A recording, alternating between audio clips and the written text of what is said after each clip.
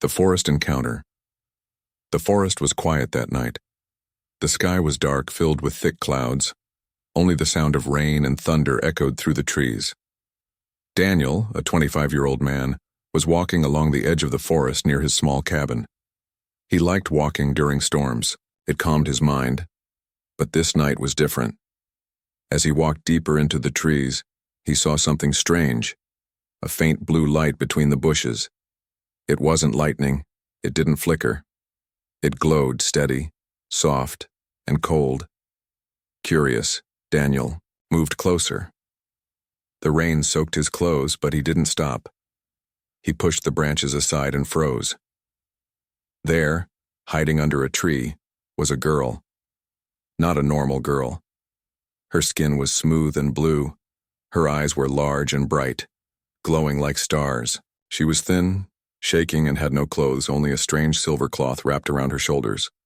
She looked up at Daniel, afraid. He didn't move. Neither did she. For a few long seconds, they just stared at each other. Then she tried to run. "Wait," Daniel said, raising his hand slowly. "I won't hurt you." She stopped. Her legs were weak. She looked tired, almost ready to fall. Daniel noticed her arm was bleeding. There was a deep cut and dark purple blood dripped from it. "Let me help you," he said softly. She didn't speak, but somehow he heard her voice. Not through his ears, inside his head. "Safe?" The word was soft, confused, scared. Daniel's heart raced. "Yes," he whispered. "You're safe with me." She looked into his eyes, then nodded slowly. Back at his cabin, Daniel wrapped her wound with clean cloth. She didn't fight. She watched everything, her eyes moving quickly like she was learning. When he gave her water, she drank it fast. She was starving. He gave her his old clothes to wear. They were too big, but she didn't seem to care. Later, that night, she sat near the fire, silent.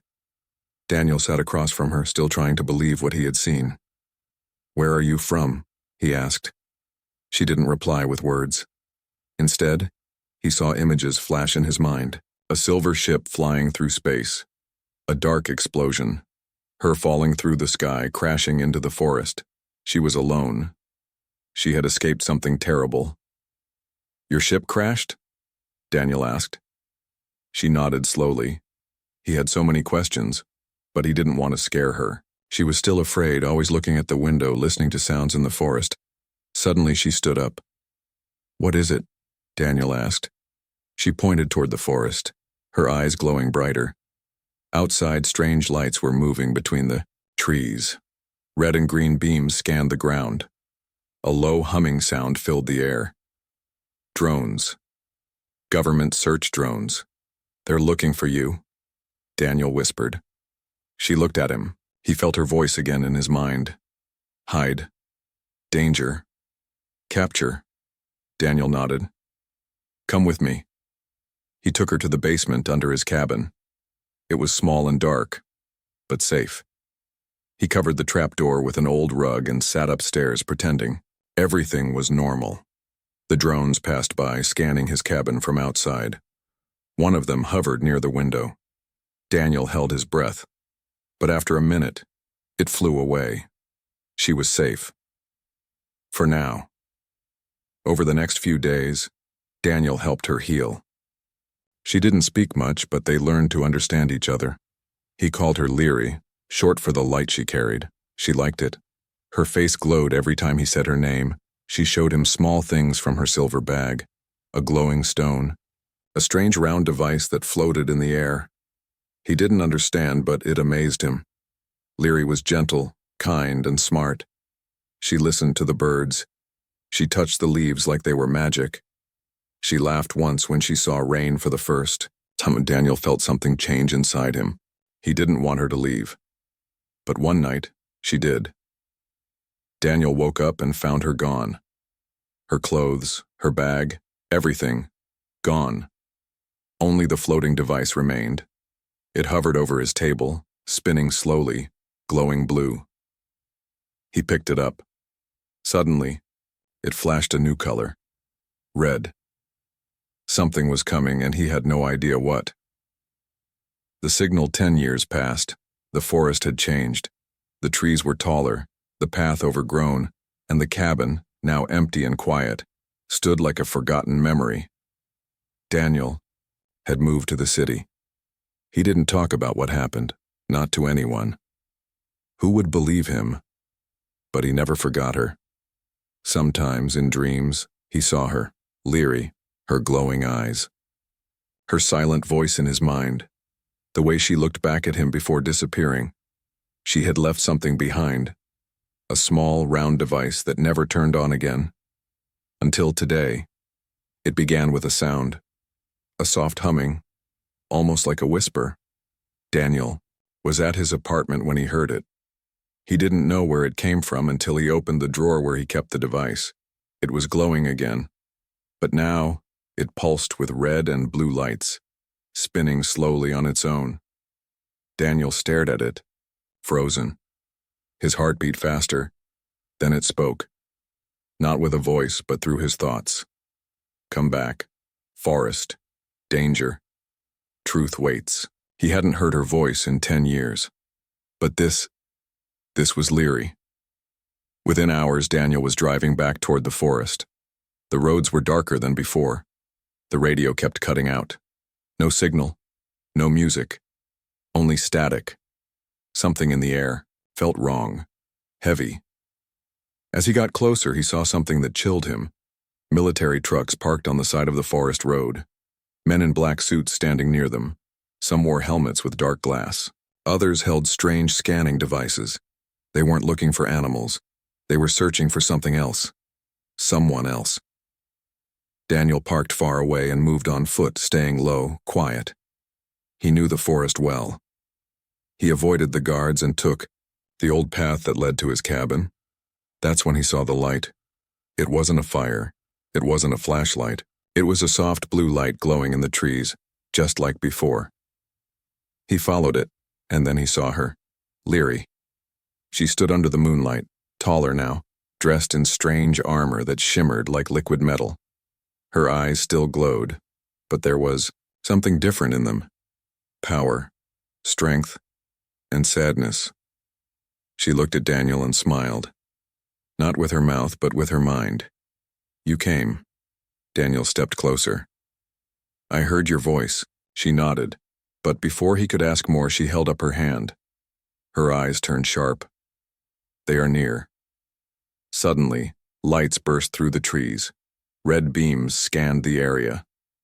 Footsteps. Voices. The soldiers were coming. Leary moved fast. She grabbed Daniel's hand and ran. They dashed through the woods, avoiding lights, moving like shadows. Daniel's heart pounded. He could hear shouts behind them. Target sighted. Don't let her escape. They reached a hidden cave behind the waterfall, something Daniel didn't know was there.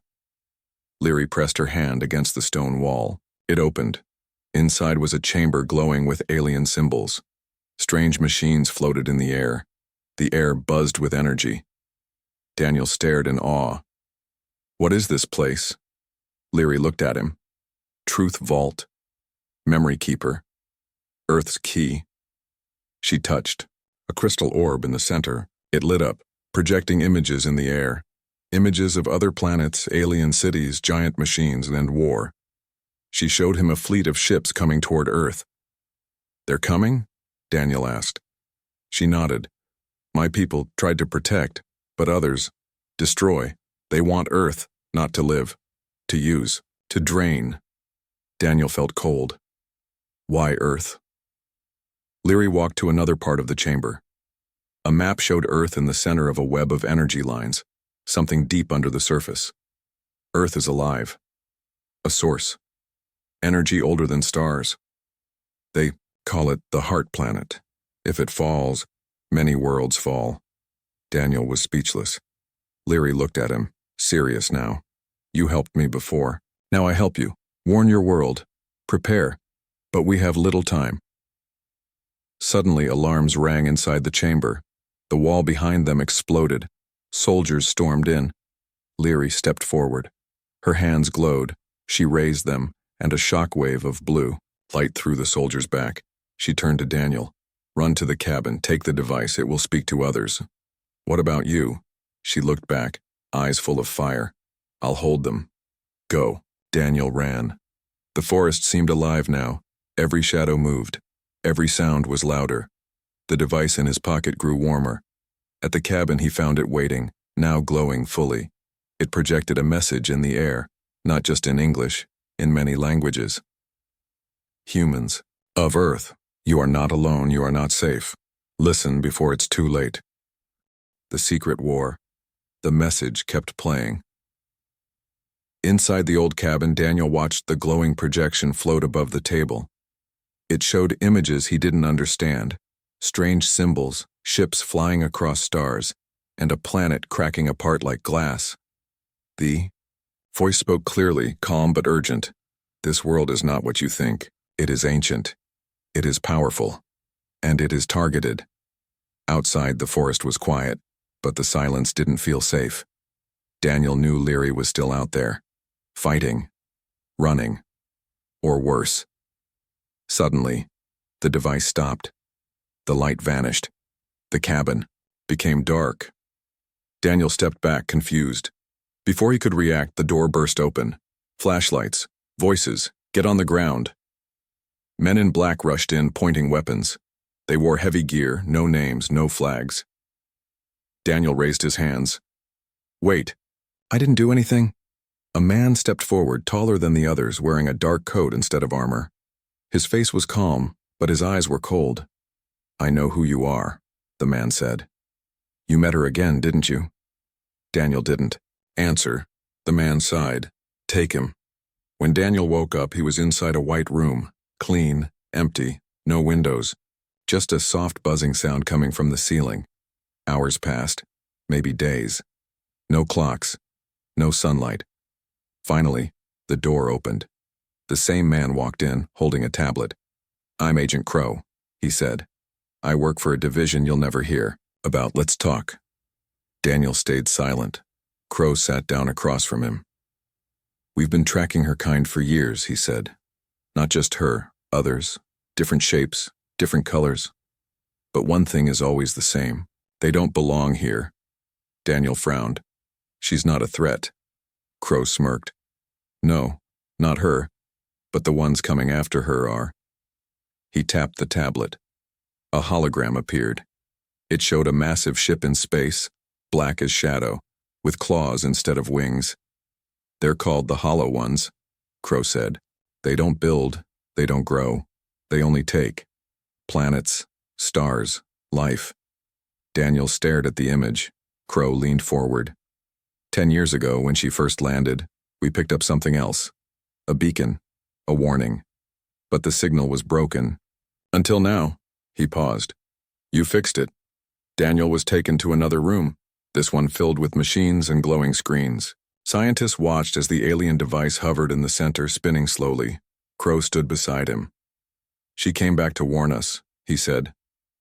But that doesn't mean we trust her. You should, Daniel said.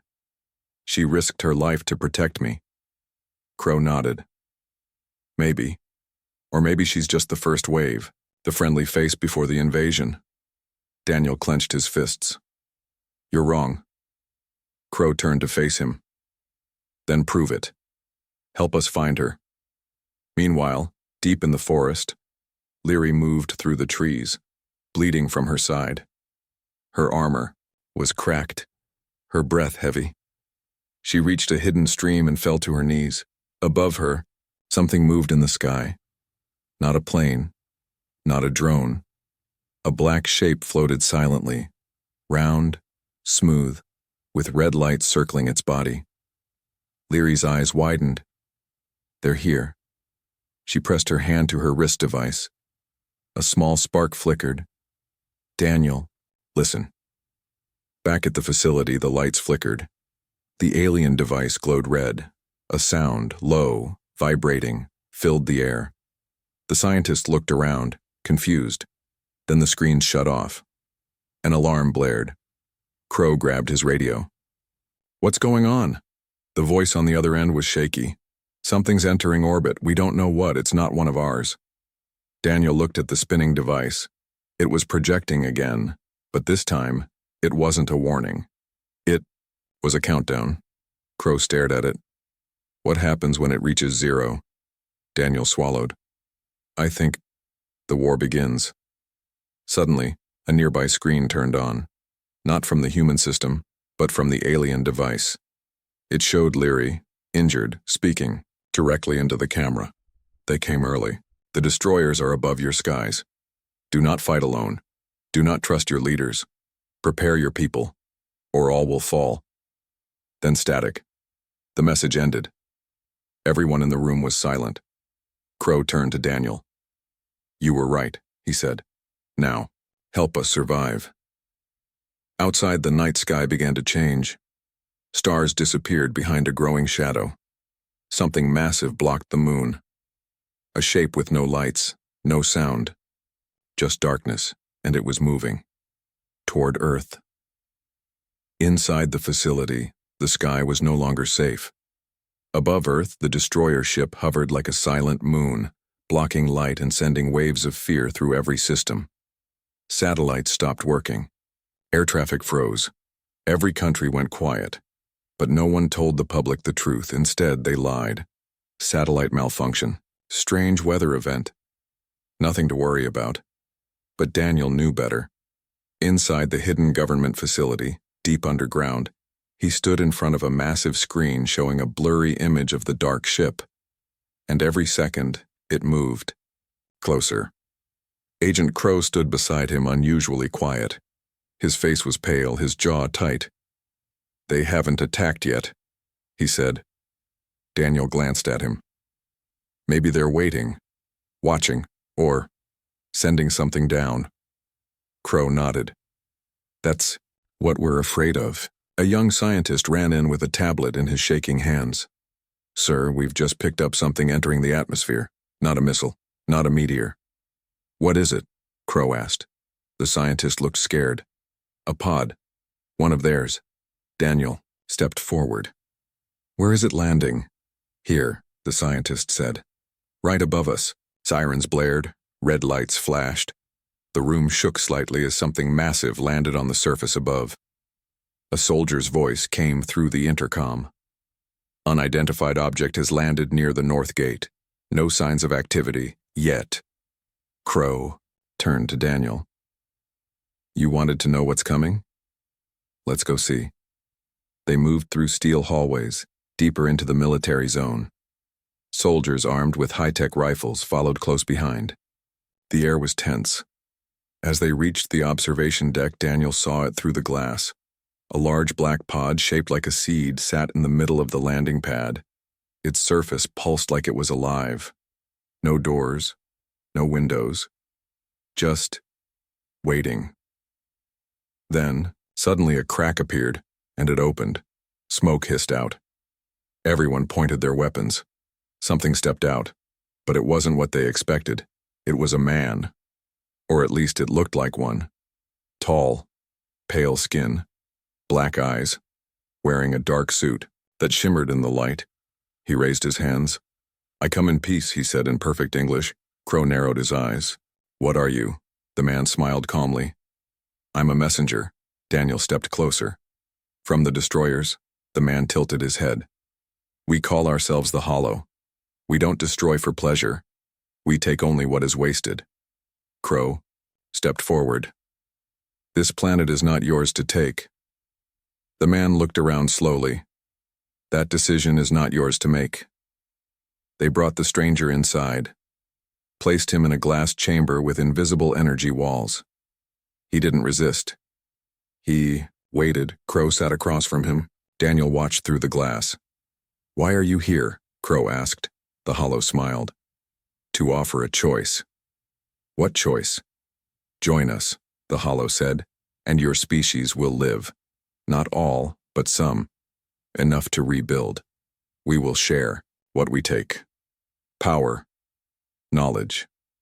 Protection. And if we say no, the Hollow's eyes turned cold. Then Earth will be drained. Like the others. Daniel felt a cold wave pass through him. He remembered Leary's warning. Do not trust your leaders. He turned to leave but was stopped by a familiar voice in his mind. Daniel. It was Leary. He looked around. No one else heard it. They found me. But I escaped. I'm coming to you. But they've already spoken to your kind before. Daniel's heart raced. What do you mean? Your leaders made a deal. 10 years, ago. To give them access. In secret. Daniel rushed back to Crow. You knew. All this time. You made a deal with them? Crow didn't deny it. He looked tired. Yes, but we didn't think they'd come so soon. Daniel stared at him in disbelief. You sold out Earth. Crow spoke quietly. We thought we could control it. Take their tech. Learn. But they're too far ahead. We were wrong. Daniel felt sick. You didn't warn anyone. Crow looked at him. Would they have listened? Alarms rang again. This time, not outside. From within. Lights flickered. Doors locked. The Hollow was standing in his chamber smiling. I told you, he said. This is not your planet anymore. Then he vanished. The facility shook violently. Backup power came on. Screams echoed down the halls. Something was loose. Not just the Hollow, but something he had brought with him. A shadow creature. Tall, fast, invisible to cameras. Moved through the halls, tearing through steel like paper. Soldiers fired, but their bullets passed through air. Daniel ran. In the chaos, a door opened on its own. A blue light spilled out. Leary stood there, glowing. Her eyes, fierce. She held out her hand. We fight. Together. Now. Daniel grabbed it. And the real war began. The truth of 10 years. The world above was unaware. While cities sparkled with artificial light and people scrolled through screens, deep underground, a different kind of light was rising. Blue and cold. Leary stood in the middle of a destroyed hallway. Bodies of soldiers lay scattered around. Blood mixed with sparks from broken machines. The shadow creature was gone, for now. But the fear remained in the air like smoke. Daniel stood beside her, breathing hard. His hands trembled.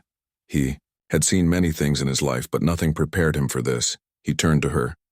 I need answers now. Leary's eyes glowed faintly as she nodded. She led him down a hidden tunnel, one even the humans didn't know about. Ancient markings lined the walls. The air was thick with energy. Finally, they entered a hidden chamber. It looked old. Not built by humans. Not even recently. This place had been here long before the facility above it. In the center stood a crystal pillar floating in the air. Around it, small devices orbited slowly, casting faint shadows on the walls. Leary walked toward it and touched the crystal. The room lit up. And then, the truth unfolded. 10 years ago, when Daniel first found Leary, she had not come alone. 3 other pods had landed across Earth, quietly, secretly. But only she survived, because someone betrayed them. Holograms appeared. One showed a meeting, humans in suits, and aliens with silver skin. Not hollow, not destroyers. These were Leary's people, peaceful, hopeful. They had come to warn humanity and to offer alliance. They called Earth the Heart Planet, a world sitting on top of ancient power lines that ran through space, lines that could heal galaxies, or destroy them. But before they could explain everything, someone interrupted. Agent Crow and others like him. Instead of listening, they took the aliens. Leary looked at Daniel. Your leaders feared us, so they handed us over to the Hollow. In return, they received technology. Daniel's voice cracked. And you escaped? She nodded. Only me. He stepped back, his mind spinning. So all this time, they knew. The war, the destroyers, the deal. Leary turned to the crystal again. They knew. And they lied. Suddenly, the images changed. It showed Earth now. A map. Red lines spreading across the continents, marks of hollow energy. silent drills under oceans, black ships buried in the Arctic. A network, growing under their feet. Daniel gasped. They've already started? Leary's voice was calm but sharp. Years ago, slow, hidden. Now, they are ready. Above them, alarms sounded again. But this time it wasn't the hollow, it was the humans. Soldiers poured into the lower levels, Crow among them, gun in hand, shouting orders. Stop! Step away from her! Leary stepped in front of Daniel, her eyes glowing brighter. Crow pointed, his gun. Leary is dangerous. That thing you're watching is part of a weapon. Daniel stood between them. No, she's the only one telling the truth. Crow's voice cracked. We made a mistake. But she doesn't care about us. She's here for revenge. Leary turned slowly toward him. Not revenge. Warning. But you chose fear over peace. Then the crystal pulsed. A deep sound echoed through the chamber, like a heartbeat. The floating devices sped up. A beam shot up through the roof far into the sky. Crow stepped back. What is that? Leary's voice was steady. The final signal. I called my kind. If we fall, at least someone will know the truth. Daniel turned to her. Can we still stop them? Leary didn't answer right away. Instead, she reached into her arm guard and pulled out a small cracked device. It was the same one she gave him 10 years ago, but now it was glowing with green light. This is the seed. It can restart the heart. Daniel frowned. The heart of what? Leary looked at him. Earth. The room shook violently. Above, the hollow ship was descending. Closer. Lower. Ready. Crow's radio came to life. Sir, we're getting strange readings from the Earth's core. Something's moving. Something alive. Crow looked at Daniel. What did she do? Daniel turned to Leary, and then he understood. Earth itself was waking up. The destroyers had come for a sleeping planet, but it wasn't sleeping anymore. The first contact, they called it the Black Dawn. It began when the hollow ship lowered its claws into Earth's atmosphere, casting a shadow across continents. Sunlight faded. Skies turned red. Birds vanished. Ocean tides began to rise without reason. And then, every screen across the planet turned on. Phones, TVs, billboards, airplane monitors. A message played everywhere at once. Not from humans. From her. Leary's voice echoed in dozens of languages. Her face, calm but serious, appeared on every screen. Humans of Earth. I am not your enemy, but a greater enemy has come. They do not want your peace. They want your planet. Behind her, glowing symbols spun slowly. Proof of the truth. Your world is alive. It holds power other worlds forgot. The destroyers have drained many planets. If you do nothing, they will take this one next. The world watched in silence. Some people screamed, some prayed, some simply stared. Crow stood in the command room watching Leary's message spread across the globe. She did it, he whispered. Daniel stood beside him. Now they know. Crow rubbed his temples. They'll panic. Riots, collapses. This kind of truth breaks people. Daniel shook his head. It gives them a chance. Across the world, chaos erupted. In New York, traffic crashed as giant shadows moved over the city. In Tokyo, police tried to calm a crowd screaming at the sky. In London, military jets rose to meet the threat, but never fired, because nothing could be locked on. The hollow ship had no heat, no radar signal, no weak point. It just hovered, watching, waiting. Then, it began. A beam of dark light shot from the hollow ship into the sea. Waves rose like mountains. Within seconds, entire islands vanished. In Brazil, a hollow pod crashed into the Amazon, unleashing strange creatures that turned trees black with every step. In the Sahara, the sand lifted, revealing metal roots beneath. The hollow had been planting something for years. They were no longer hiding. Daniel and Leary were flown to a new global command center under a frozen mountain. There, world leaders gathered for the first time. Not to argue, but to listen. Leary stood at the center. You must unite. No flags, no borders, only survival. Some leaders refused to believe her, some shouted, some begged, but one scientist stepped forward. A quiet woman from Iceland named Dr. Sora. I've seen this energy pattern before, she said. In our ancient ruins. In the deep ice. Earth has been visited before. Long ago, Leary nodded, and it was saved. Once. By someone who chose life over control. All eyes turned to Daniel. Leary placed the glowing seed in his hand. You are that choice. Now. At that moment, a global alert went off. Something was emerging from the hollow ship. A second structure was unfolding beneath it. Something like a rib cage opening. Inside, thousands of pods. Each one a soldier. Each one ready. Earth's defense. Systems activated. Missiles launched. Lasers fired from orbit. But the holotech was stronger, faster, smarter. They disabled satellites, jammed weapons, killed without touching. One city after another went dark. Beijing, Cairo, Nairobi, Paris, all black, all lost. But then, a miracle. As the Hollow Army landed near Norway, something ancient awoke beneath the ice. A giant living structure rose from the ground, glowing with the same energy as the seed in Daniel's hand. A machine. Toda Guardian, Earth's first protector, long buried, now risen. It struck down the first wave of hollow with beams of light. Pure energy, not made by humans, not even by Leary's people. Older, much older.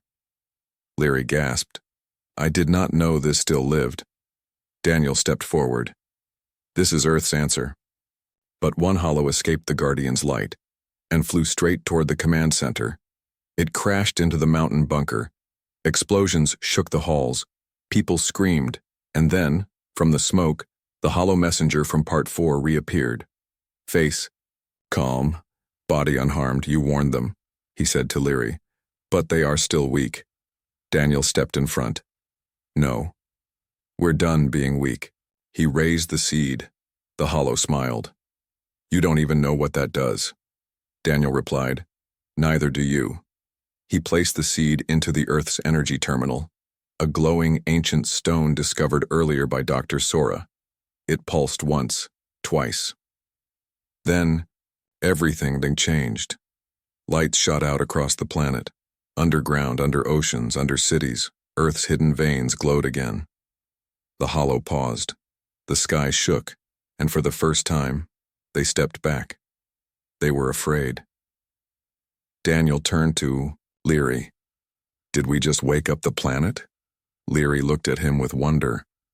No. We just gave it permission to fight back. The message. The Earth was glowing. From space, it looked like a giant pulse. Bright veins of green and gold spreading across continents, lighting up oceans, deserts, and mountains. The planet was alive.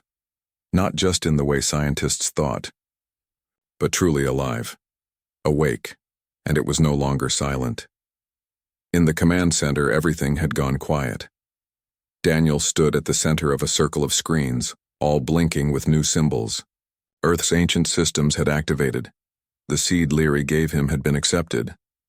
And now, Earth was responding. Leary stood beside him, weak but glowing faintly. It has started. What has? Daniel asked. She looked toward the sky. The real message, above, the hollow ship began to shift. It folded like paper, spinning its claws inward, changing shape. Not retreating, reacting. A sound came from it, deep and strange. Not a weapon, not a warning. A voice. Broadcast across the stars. The destroyers were calling for help. Daniel's heart pounded. What are they afraid of? Leary closed her eyes. Not us. Not just Earth. She looked at him with sadness. They fear what comes next. Far above Earth, behind the moon, something moved. A ripple in space. A shape. A ship. Not hollow. Not human. Not Leary's kind. Something older, a race that had once protected planets like Earth. A race lost to legend, but they had heard Earth's call, the message. Meanwhile, on the surface, cities that had gone dark began to light up again, not with electricity but with energy drawn from the planet itself. Buildings glowed, trees shimmered, storms calmed. People came out of their homes, staring at the sky. Across the world, humans, young, old, rich, poor, felt the same strange feeling in their chest. Peace? No. Connection. The planet was speaking. To them. In the command center, screens showed messages in every language. We are not alone. Earth is not weak. You are part of something greater. Daniel looked at Leary. This is the real purpose of the seed, isn't it? She nodded slowly. It wasn't a weapon. It was a key. Your people were always meant to find it. But then everything changed. An alert blared. Crow rushed in, bleeding from his arm. We have a problem, he shouted. The Hollow. They've launched something. What kind of weapon? Daniel asked. Crow showed him the screen. Not a weapon, a message blocker. They're trying to cut off the signal, Crow said. They want to silence the Earth before others hear it. Daniel looked at Leary. She was pale now, her light fading. She had given everything. He turned to the screen. Then we send it again. A new chamber opened in the facility. One Leary hadn't even known existed. Inside was a massive crystal core, connected to Earth's energy. It needed a voice, not data, not commands, a soul. Daniel stepped into the center. Memories flooded his mind, of the forest, of finding Leary, of years filled with doubt, and of this moment. He placed his hand on the crystal and spoke. To anyone out there, we are Earth. We are not perfect, but we protect our own. If you come in peace, we welcome you. If you come to steal, to destroy, then know this. We are not just humans. We are part of this planet, and it is awake now. The words didn't go through satellites or radio. They moved through the planet itself, through the roots, the mountains, the water, into space, and far beyond. The hollow ship cracked. It tried to escape, but the ancient energy from the Earth reached it, like hands made of light, and pulled it apart. It didn't explode. It unraveled, like dust. Then silence. For the first time in weeks, no alarms, no war, just wind and light. Leary fell to her knees, her energy fading, her job done. Daniel rushed to her. No. Stay with me. Please. She smiled weakly. This was my home too. Once. Long before your time. Daniel froze. You were from Earth? She nodded. My people left. To find peace. Now, I found it again. She placed her hand on his chest. Thank you for remembering me. And then, she was gone. Her body vanished into light, and where she knelt, a flower bloomed. Blue, glowing, alive. Years later, children now study the message in schools. The day the sky turned red, the day the planet spoke. They call it the Great Awakening, and, in a quiet forest where it all began, Daniel still walks. Sometimes at night he swears he hears her voice in the trees. Not a warning, just a whisper. You were worth saving.